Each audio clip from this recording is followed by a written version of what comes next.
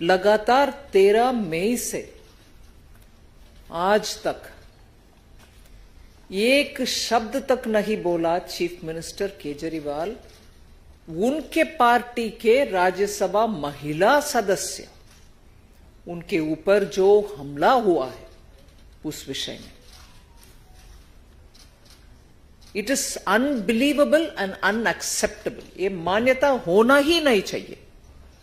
उन्हीं के पार्टी के राज्यसभा सदस्य महिला जो दिल्ली महिला आयोग के चीफ थे और महिला के विषय में इतनी सारे बातें करने वाले चीफ मिनिस्टर आज तक उसके ऊपर एक भी शब्द नहीं बोला और उनके ऊपर व्यक्तिगत में आरोप लगा रहा। क्यों? इससे कोई और कंपैरिजन हो नहीं सकता। इधर महिला के ऊपर उधर महिला के ऊपर नहीं भाई, कुछ और विषय इसके कंपैरिजन में नहीं जमता है।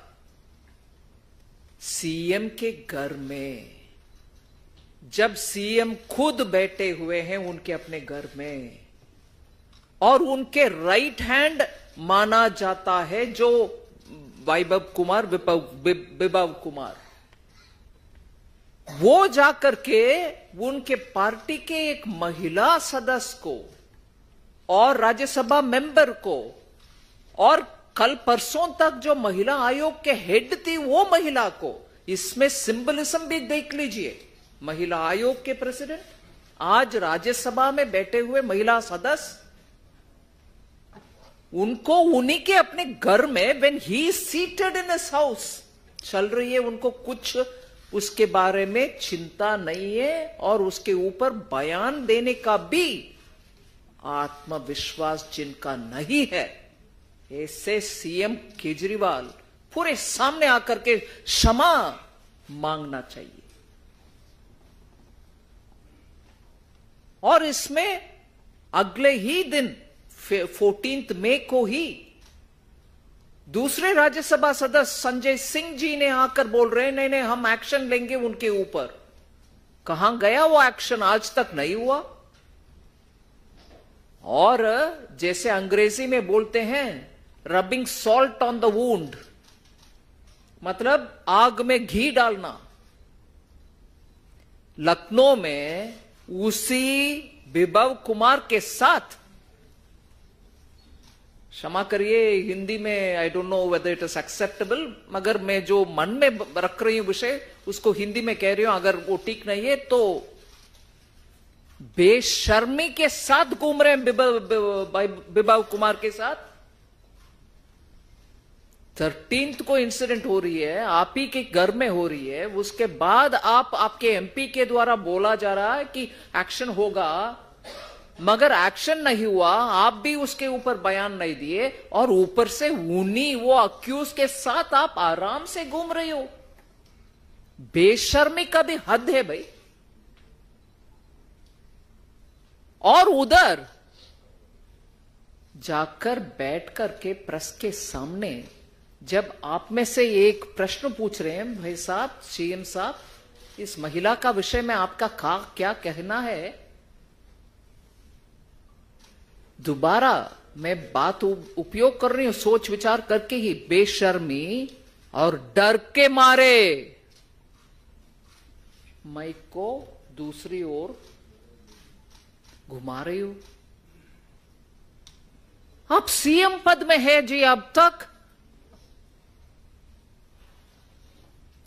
एक सीएम उनके पार्टी में राज्यसभा में सदस्य और कल परसों तक जिनको वो नियुक्त करके बिठाया महिला आयोग में, उस महिला के खिलाफ उन्हीं के अपने स्टाफ दुष्कर्म किए, उनके खिलाफ बयान नहीं दिया, उनके खिलाफ कुछ बातें नहीं बोले और उनके साथ लेकर के घूम रही हो और सामने माइक के रखते हुए प्रेस वार्ता के समय जवाब ना देते हुए वो माइक उस तरफ चली जा रही। महिला दिल्ली में पूरे के पूरे सामने आकर के ये एक प्रश्न पूछ रहे हैं।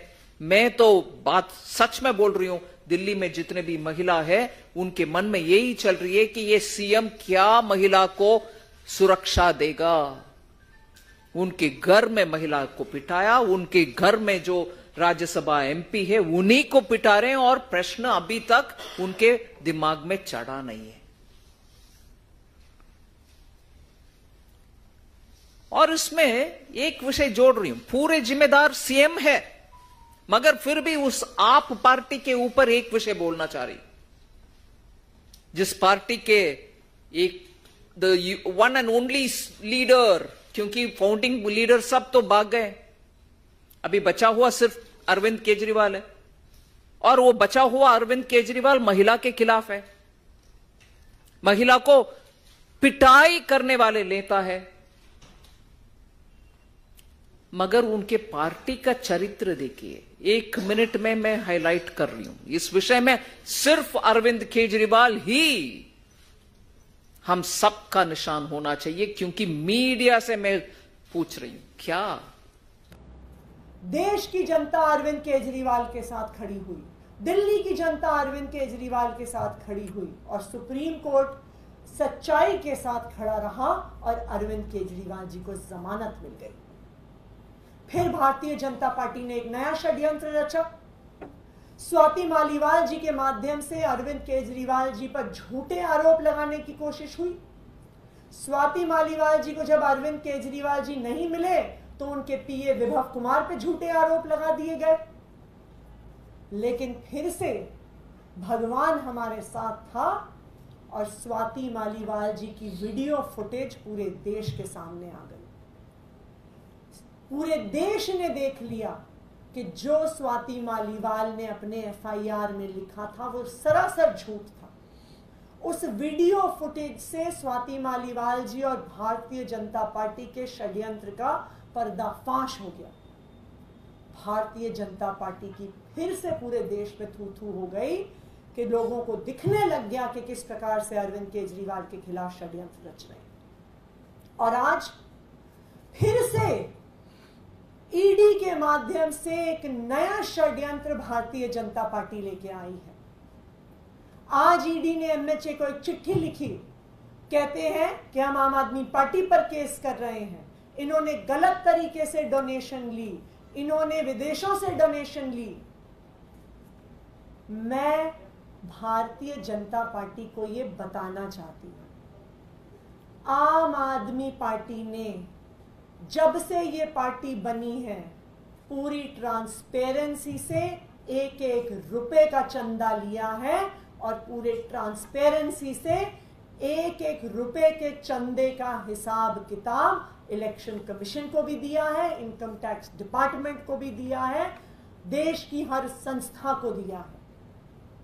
मैं भारतीय जनता पार्टी को यह भी बताना चाहती हूं कि आप रोज रोज हम पे झूठे आरोप लगा लीजिए, लेकिन दिल्ली की जनता, पंजाब की जनता इन झूठे आरोपों का जवाब देगी। जो आज आरोप लगाए जा रहे हैं ये पता नहीं कहां से भूले बिसरे आरोप लेके आए हैं। ये कई साल पुराना मैटर है जिसमें आम आदमी पार्टी ईडी को, सीबीआई को, एमएचए को, इलेक्शन कमीशन को पहले ही जवाब दे चुकी है। मैं दिल्ली के लोगों को, पंजाब के लोगों को और देश भर के लोगों को याद कराना चाहती हूं कि 2015 में जब चुनाव हो रहा था दिल्ली विधानसभा का, और ये दिख रहा था कि दिल्ली में एक तरफी जीत आम आदमी पार्टी की होने वाली है, इसी तरह का एक झूठा आरोप आम आदमी पार्टी पे लगाया गया था, हवाला एट मिडनाइट। और कई दिनों तक ये झूठे आरोप टीवी पर चले, पेपर में आए, लेकिन दिल्ली की जनता ने विश्वास नहीं किया। अभी भी दिल्ली में वोट डलने में 4 दिन बाकी है, पंजाब में वोट डलने में 10 दिन बाकी है। मैं आपको बता दूं कि अगले 10 दिनों में रोज ऐसे झूठे अनर्गल आरोप भारतीय जनता पार्टी आम आदमी पार्टी पे लगाएगी, अरविंद केजरीवाल जी पे लगाएगी। लेकिन मैं ये भी बता दूं कि दिल्ली के लोगों ने अपना मन बना लिया है। पंजाब के लोगों ने अपना मन बना लिया है और देश के लोगों ने भी अपना मन बना लिया है कि इस बार के लोकसभा चुनाव में भारतीय जनता पार्टी जाने वाली है और इंडिया गठबंधन की सरकार बनने वाली है। और 4 जून के बाद भारतीय जनता पार्टी के असली घोटालों की जांच होगी। जो हजारों करोड़ के घोटाले उन्होंने इलेक्टोरल बॉन्ड्स में किए हैं, उसकी जांच 4 जून के बाद होगी। उसकी सच्चाई देश के सामने आएगी। अब मैं